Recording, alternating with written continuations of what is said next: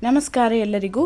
ಶ್ರೀ ಗುರುಚರಿತ್ರೆಯ 19ನೇ ಅಧ್ಯಾಯದ 2ನೇ ಭಾಗಕ್ಕೆ ಸ್ವಾಗತ. ಹಿಂದಿನ ಭಾಗದಲ್ಲಿ ಇದೇ ಅಧ್ಯಾಯದ ಮೊದಲ ಭಾಗವನ್ನು ನಾವು ನೋಡಿದ್ದೇವೆ. ಅದರಲ್ಲಿ ಔದುಂಬರ ವೃಕ್ಷದ ಮಹಾತ್ಮೆ ಹಾಗೆಯೇ 64 ಯೋಗಿನಿಯರು ಯಾವ ರೀತಿ ಶ್ರೀ ಗುರುಗಳ ಪೂಜೆಯನ್ನು ಮಾಡ್ತಾ ಇದ್ರು ಅನ್ನುವಂಥದ್ದನ್ನು ನೋಡಿದ್ದೇವೆ. ಈಗ ಅದರ ಮುಂದಿನ ಭಾಗ.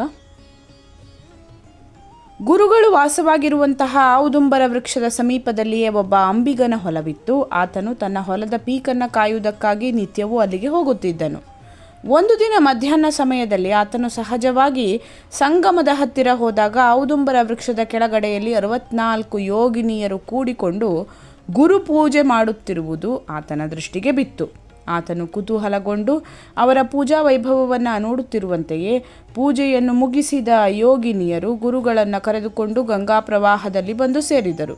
ಮುಂದೇನು ಚಮತ್ಕಾರ ನಡೆಯುವುದೋ ನೋಡಬೇಕೆಂದು ಕುತೂಹಲದಿಂದ ಆ ಅಂಬಿಗನು ಸ್ವಲ್ಪ ಮರೆಯಾಗಿ ನಿಂತನು. ತುಸು ಮುಂದೆ ಹೋಗುವಷ್ಟರಲ್ಲಿಯೇ ಪ್ರವಾಹವು ಇಬ್ಬಾಗವಾಗಿ ಗುರುಗಳಿಗೂ ಆ ಯೋಗಿನಿಯರಿಗೂ ದಾರಿ ಕೊಟ್ಟಿತು.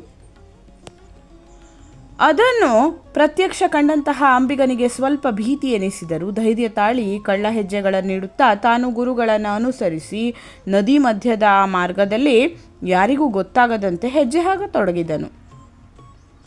ಅವರೆಲ್ಲರೂ ಸ್ವಲ್ಪ ದೂರ ಸಾಗಿದ ಮೇಲೆ ಅಮರಾವತಿಗೆ ಸಮಾನವಾದಂತಹ ವೈಭವದಿಂದ ಶೋಭಿಸುವ ಒಂದು ದಿವ್ಯವಾದ ನಗರವು ಸುವರ್ಣಮಯವಾದ ಗೋಪುರಗಳೊಂದಿಗೆ ಕಾಣಿಸತೊಡಗಿತು. ಗುರುಗಳು ಆ ನಗರದ ಸಮೀಪಕ್ಕೆ ಹೋದೊಡನೆಯೇ ನಗರದ ಸಮಸ್ತ ನಾರಿಯರು ಮಡಿಯಿಂದ ಆರತಿಯ ತಟ್ಟೆಗಳನ್ನು ಹಿಡಿದುಕೊಂಡು ಬಂದು ಶ್ರೀಗಳವರಿಗೆ ಸ್ವಾಗತ ಕೋರಿದರು ಮತ್ತು ಅವರನ್ನು ತಮ್ಮ ಮಂದಿರಕ್ಕೆ ಕರೆದೊಯ್ದು ಷೋಡಶೋಪಚಾರಗಳಿಂದ ಪೂಜಿಸಿ ನಾನಾ ವಿಧ ಪಕ್ವಾನ್ನಗಳ ಭೋಜನ ಮಾಡಿ ಗುರುಗಳನ್ನು ತೃಪ್ತಿಗೊಳಿಸಿದರು. ಅಂಬಿಗನು ಇದೆಲ್ಲವನ್ನು ಕಣ್ಬಿಟ್ಟು ನೋಡಿ ಗುರುಗಳ ಮಹಿಮೆಯ ಬಗ್ಗೆ ಯೋಚಿಸುತ್ತಾ ಮೈಮರೆತು ನಿಂತುಬಿಟ್ಟನು. ಆತನು ಈ ರೀತಿಯಾಗಿ ಗುರು ಚಿಂತನೆಯಲ್ಲಿ ನಿರತನಾಗಿ ನಿಂತಿರುವಾಗ ಶ್ರೀಗಳವರ ದೃಷ್ಟಿಯು ಒಮ್ಮಿಂದೊಮ್ಮೆಲೆ ಆ ಅಂಬಿಗನ ಮೇಲೆ ಬಿತ್ತು. ತಕ್ಷಣವೇ ಅವರು ನೀನೇಕೆ ಇಲ್ಲಿಗೆ ಬಂದಿಯೋ ಅಂಬಿಗ ಎಂದು ಪ್ರಶ್ನೆ ಮಾಡಿದರು. ಗುರುಗಳ ಪ್ರಶ್ನೆಯಿಂದ ಅಂಬಿಗನು ಬೆಚ್ಚಿದನಾದರೂ ತೋರಗೊಡದೆ ಥಟ್ಟನೆ ಅವರ ಪಾದಗಳಿಗೆ ನಮಸ್ಕರಿಸಿ, ಸಹಜವಾಗಿ ತಮ್ಮ ಪಾದ ದರ್ಶನ ಪಡೆಯಲೆಂದು ಬಂದಿದ್ದ ಗುರುಗಳೇ, ತ್ರಿಮೂರ್ತಿಗಳ ಪ್ರತ್ಯಕ್ಷ ಅವತಾರರಾದ ತಮ್ಮ ಸ್ವರೂಪ ಜ್ಞಾನವು ಇದುವರೆಗೂ ಅಜ್ಞನಾದಂತಹ ನನಗೆ ಆಗಿರಲಿಲ್ಲ. ದಯವಿಟ್ಟು ನನ್ನನ್ನು ಕ್ಷಮಿಸಬೇಕು ಎಂದು ಮತ್ತೊಮ್ಮೆ ಗುರುಗಳಿಗೆ ಸಾಷ್ಟಾಂಗ ನಮಸ್ಕಾರ ಹಾಕಿದನು.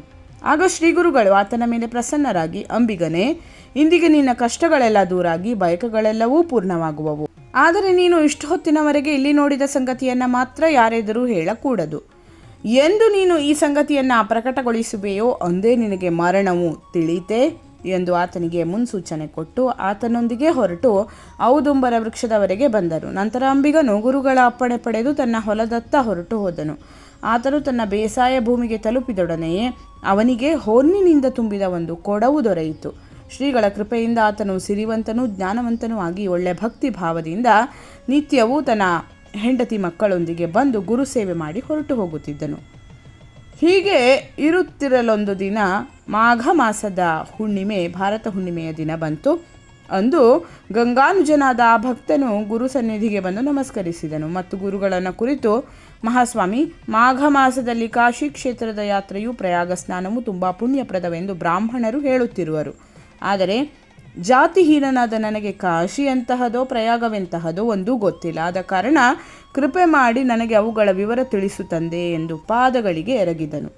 ಅಂಬಿಗನಲ್ಲಿ ತೀರ್ಥಯಾತ್ರೆಯ ಬಗ್ಗೆ ಮೂಡಿರುವ ಲವಲವಿಕೆಯನ್ನು ಕಂಡು ಗುರುಗಳು, ಅಯ್ಯ ಗಂಗಾನುಜನೆ, ಅಷ್ಟೆಲ್ಲ ದೂರದ ಆಲೋಚನೆಯು ಅದೇಕೆ ಮಾಡುವಿ?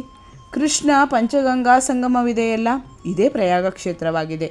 ಕೃಷ್ಣಾ ತೀರದಲ್ಲಿರುವ ಯುಗಾಲಯ ಜುಗಳವೇ ಶ್ರೀಕಾಶಿಯಾಗಿದೆ. ಕೋಲ್ಹಾಪುರವೇ ದಕ್ಷಿಣ ಗಯೆಯು. ಈ 3 ಸ್ಥಳಗಳು ಒಳ್ಳೆ ಮನೋಹರವೂ ಪುಣ್ಯದಾಯಕವೂ ಆಗಿವೆ. ನಿನಗೆ ಅವುಗಳನ್ನು ಪ್ರತ್ಯಕ್ಷ ನೋಡಬೇಕೆಂಬ ಆಸೆ ಇದ್ದರೆ ಈಗಲೇ ತೋರಿಸುವೆವು ಎಂದು ನುಡಿದರು ಮತ್ತು ತಾವು ಕುಳಿತುಕೊಂಡಿದ್ದ ವ್ಯಾಘ್ರಾಜಿನದ ತುದಿಯನ್ನು ಗಟ್ಟಿಯಾಗಿ ಹಿಡಿದು ಕಣ್ಣು ಮುಚ್ಚಿಕೊಂಡು ಕೂಡುವಂತೆ ಆ ಅಂಬಿಗನಿಗೆ ಆಜ್ಞೆ ಮಾಡಿದರು. ಆತನು ಹಾಗೆ ಮಾಡಿದೊಡನೆಯೇ ಕಣ್ಣು ಮುಚ್ಚಿ ಕಣ್ಣು ತೆರೆಯುವಷ್ಟರಲ್ಲಿಯೇ ಶ್ರೀಗುರುಗಳು ಮನೋವೇಗದಿಂದ ಆತನನ್ನು ಪ್ರಯಾಗಕ್ಕೆ ಕರೆತಂದರು.